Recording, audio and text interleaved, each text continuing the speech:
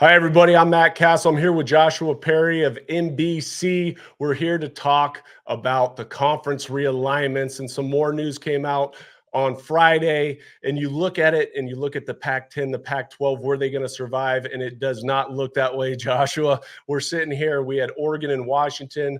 Now they've committed to go to the Big Ten. And then following suit with that, you had Arizona, Arizona State, and Utah follow Colorado into the Big 12 conference, leaving just 4 teams left in the Pac-12 conference. You've got Stanford, you've got Washington State, you've got Oregon State, and you've got Cal. So what are your thoughts about this? It's been a wild, wild weekend, and it's hard to just digest all this information, all these conference realignments.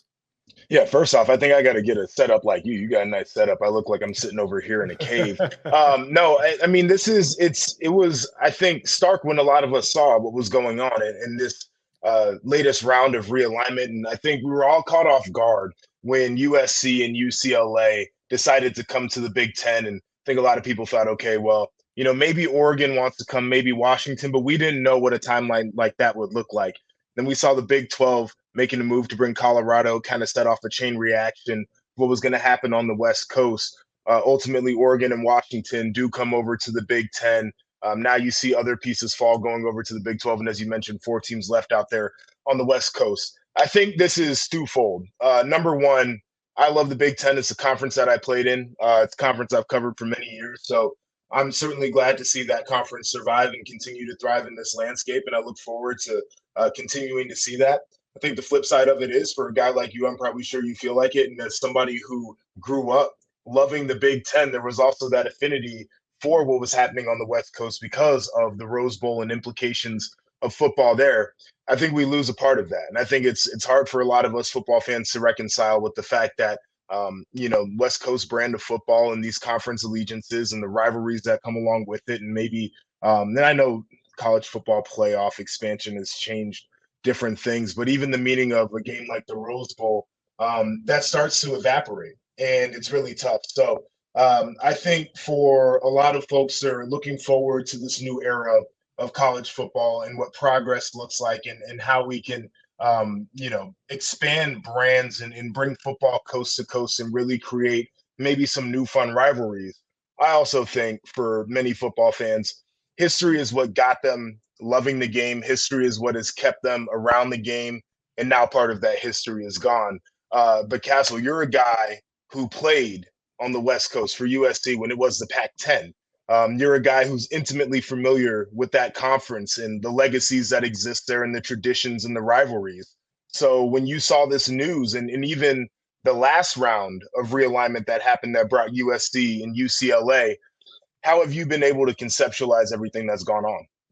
Yeah, it's been difficult because I'm a West Coast guy. I grew up in Southern California. I went to my home school at USC, and I was in between picking maybe UCLA as well, between USC. And when you think about that conference, I mean, the tradition, the heritage of it, it's been around for 100 years, and those rivalries go deep. And when you talked about that, Joshua, you talked about just college football in general and these fans that grow up. And when I think about college football, I think about region and I think about rivalries. Mm-hmm. And you lose and diminish some of that when these conferences now take and handpick certain logos that they have on their helmet that they're going to bring in and take into their conference. And let's be honest, it's all about who's going to get that bag of money. And it's for the long-term stability for these institutions. And I understand it, and I don't fault them for it.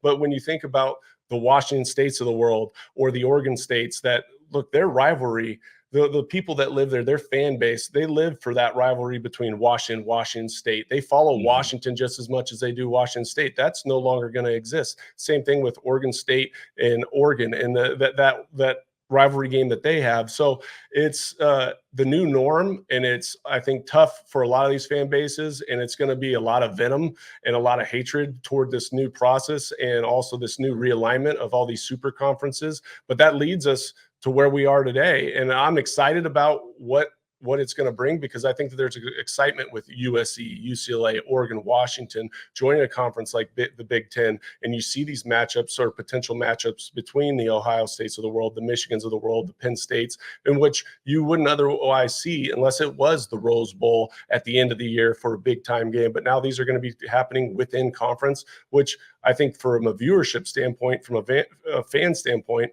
there's excitement behind that and intrigue behind that.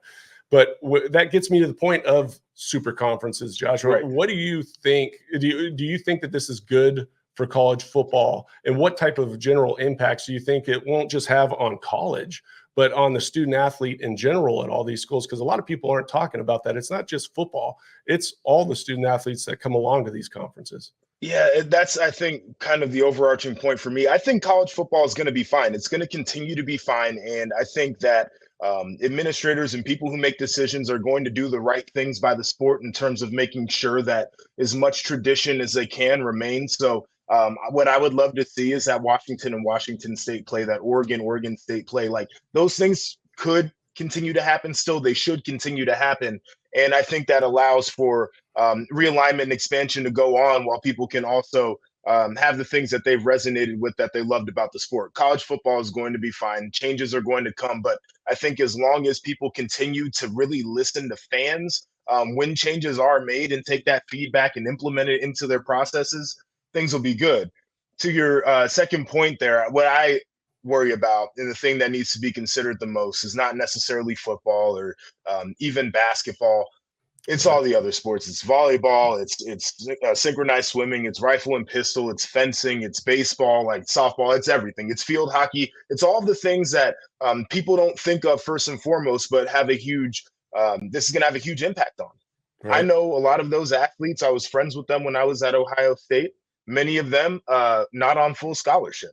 So they're trying to work their way through school as well, trying to maintain their academics, their athletics, their personal life. And now all of a sudden, when your travel schedule demands that you've got to go to Piscataway, back to the Midwest, maybe Illinois, Northwestern, and then all the way out to the West Coast to play Oregon and Washington, it becomes much more of a challenge. And I think there's a responsibility to take care of every athlete, which in these athletic departments, and as you know, USC, big athletic department. I know a lot of schools in the Big Ten that have traditionally been there, huge athletic departments. We love sports. Right. We love competition.